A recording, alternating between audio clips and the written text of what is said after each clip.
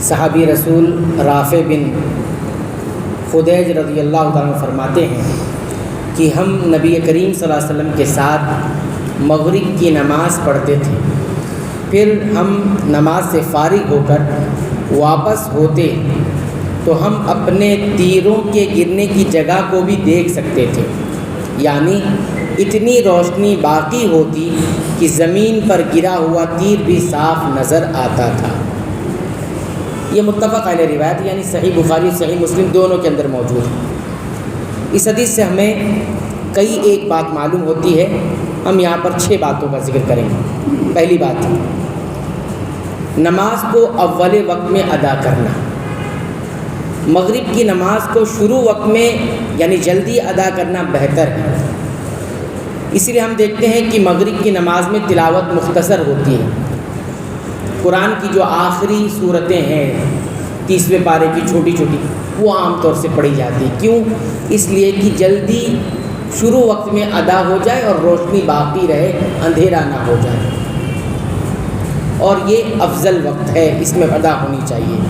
اتنی کی نماز کے بعد بھی کچھ روشنی باقی رہے، جو گھر جانا چاہتا ہے آرام سے اپنے گھر چلا جائے۔ دوسری بات، وقت کی پابندی کرنا اور عبادت میں وقت کا خصوصی خیال رکھنا، یہ بھی ہمیں اس حدیث سے معلوم ہوا۔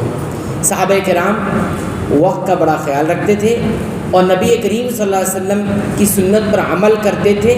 اس سے معلوم ہوا کہ نبی کریم صلی اللہ علیہ وسلم کی زندگی میں بھی وقت کی بڑی قدر تھی، صحابہ کرام کی زندگی میں بھی وقت کی بڑی قدر تھی کہ نماز جلدی سے ادا کر کے اول وقت میں دیگر اور کام اپنے جو ضروری ہوتے اس میں مشغول ہو جاتے، وقت کو ضائع نہیں کرتے۔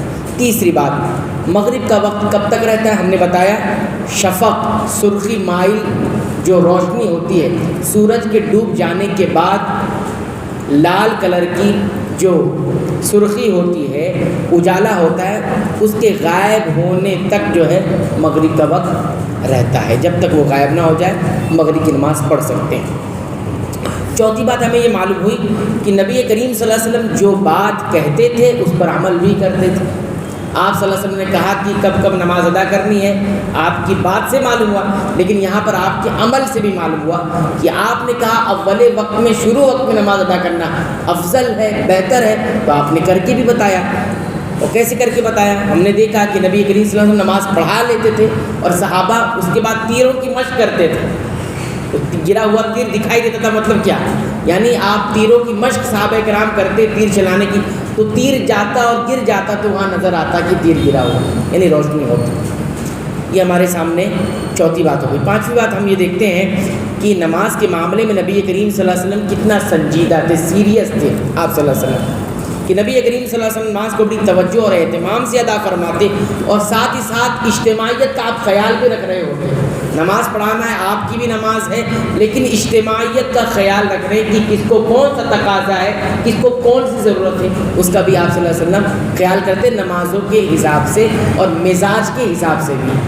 مغرب میں انسان کے پاس وقت کم ہے، مغرب کی نماز کے وقت انسان کو بہت ساری ضرورت، ایمرجنسی والی ضرورت بھی ہوتی ہے، ایسا وقت ہوتا ہے، لیکن باقی نمازوں میں وہ معاملہ نہیں ہوتا ہے۔ فجر میں اتنا معاملہ جو ہے سنگین نہیں ہوتا، اتنا جلد بازی والا معاملہ عام طور سے نہیں ہوتا ہے۔ عام طور سے کسی کے ساتھ ہوگا تو وہ چند لوگ ہوں گے، لیکن عام طور سے ایسا معاملہ نہیں ہوتا۔ تو یہ کتنی بات ہو گئی؟ پانچویں بات ہو گئی۔ چھٹی اور آخری بات یہ معلوم ہوئی کہ غروب یعنی مغرب کا وقت کب شروع ہوتا ہے؟ سورج کے غروب ہو جانے سے۔ اب سورج کے غروب ہونے کا مطلب کیا ہے؟ سورج کے غروب ہونے سے مطلب یہ ہے کہ سورج کا جو پورا گول والا حصہ ہے نا، وہ کیا ہے؟ نظروں سے اوجھل ہو جائے، نظروں سے صاف آسمان میں ہم دیکھیں گے تو نظروں سے اوجھل ہو جائے، تو اس کو ہم کہیں گے سورج غروب ہو چکا، فوراً نماز کا وقت کیا ہو گیا؟ شروع ہو گیا، ہمیں مغرب کی نماز ادا کر لینا چاہیے۔ کب تک رہتا ہے آخری وقت؟ ہم نے بتا دیا، جب تک وہ لالی جو ہے غائب نہ ہو جائے، اندھیرا نہ آ جائے، جب تک مغرب کا وقت رہتا ہے۔ اور آج کل مغرب کا وقت کب تک ہے؟